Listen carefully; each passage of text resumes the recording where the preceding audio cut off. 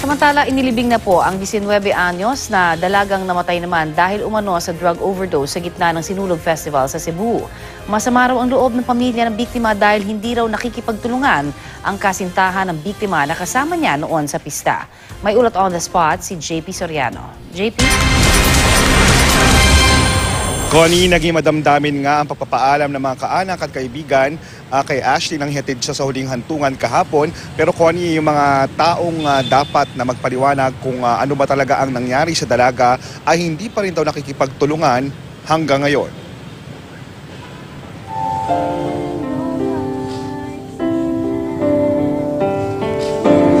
Wala na raw sasakit pa para sa mga magulang kundi ang ihatid sa huling hantungan ng kanilang anak.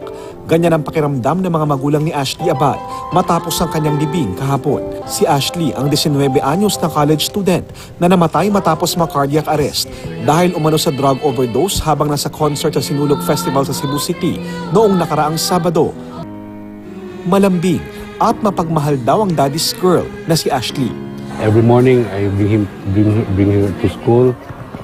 Then in the afternoon she called me to pick her up. Yeah. So I will miss that. So painful. For how many years I've been taking care. Inano ko si Ashley, yung binantayan ko. It was just a split second, mawala lang sa amin. So painful. So I want justice for Ashley. Aabuti ng ilang linggo bago lumabas ang autopsy report upang malaman kung anong uri ng droga ang pumasok sa katawan ni Ashley na naging ugat ng kanyang cardiac arrest. Mismong pamilya ni Ashley ang humiling nito para malaman daw ang katotohanan. Pero ang ikinasasama raw ng loob ng pamilya Abad, hindi nakikipagtulungan ang kasintahan ni Ashley sa pulisya at sa kanila hanggang ngayon. Ang kasintahan ni Ashley at ilan pang kaibigan ang kasama ng dalaga sa videong kumalat na sa social media na sinasabing mga huling sandali niya. Ang pakiusap ng ama sa kasintahan ng anak. They want to help me. Please let them know. I need their cooperation so that we can move on. If you know, if they're not guilty, they have to cooperate with us.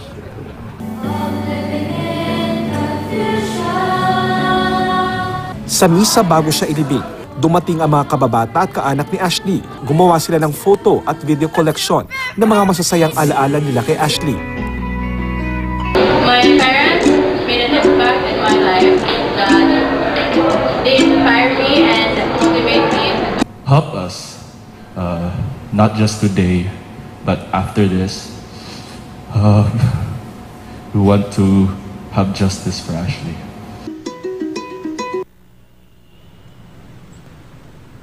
At Connie, ayon nga doon sa police station na nakakasakop dito sa Cebu City na nag-iimbestiga doon sa pagkamatay ni Ashley ay hindi pa nga nagbibigay ng sinumpaang salaysay.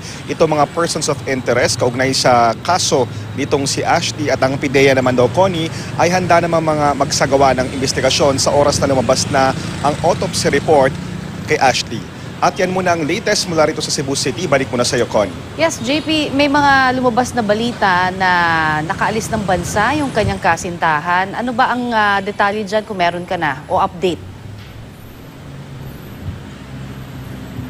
Connie, ayon doon sa mismong kaanak ni Ashley, no, sa kanilang pagkakaalam, hindi naman daw umalis o hindi pa nakakaalis ng bansa itong kasintahan ni Ashley. Sa katunayan, meron mga balita o may attempt na magpunta ito doon sa lamay ni Ashley nitong mga nakaraang araw, pero hindi pa nga ganap na handa ang pamilya na sila ay tanggapin at hindi rin naman din nagkaroon ng pagkakataon na makapag-usap ito at hindi rin naman daw ganong ka-cooperative ayon sa pamilya itong kasintahan para makapagbigay ng mga pahayag o magpaliwanag. So ayon sa pamilya, hindi pa naman daw nakakaalis, pero yan ay kukumpirmahin din natin sa mga otoridad.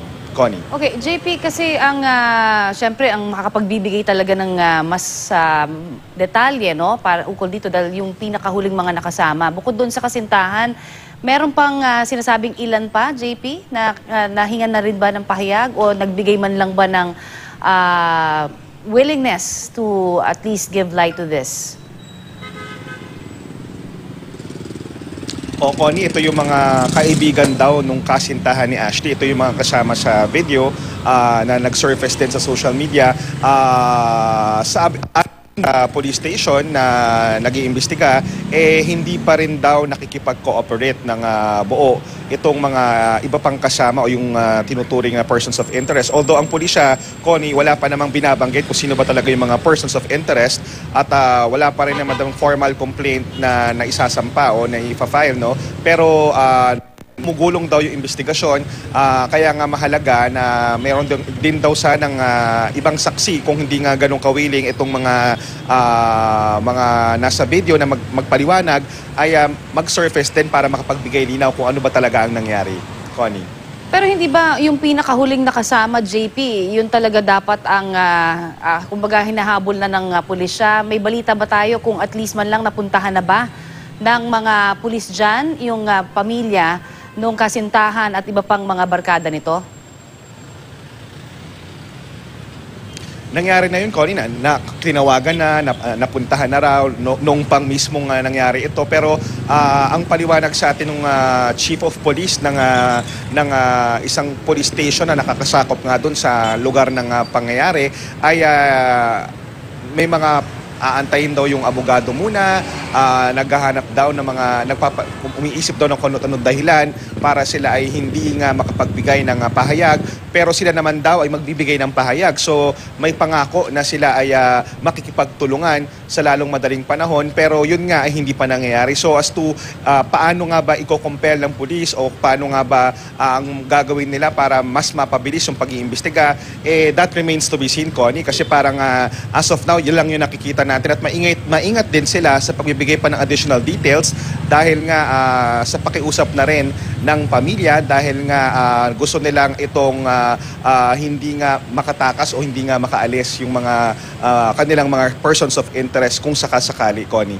Pero wala pang nasasampang kahit anong kaso, you mean to say. So ibig sabihin, hindi pa rin pwede talagang pigilan kung iisipin natin mabuti na makalabas nga kung sakasakali itong mga ito. Wala pa silang nasasampang kahit anong kaso.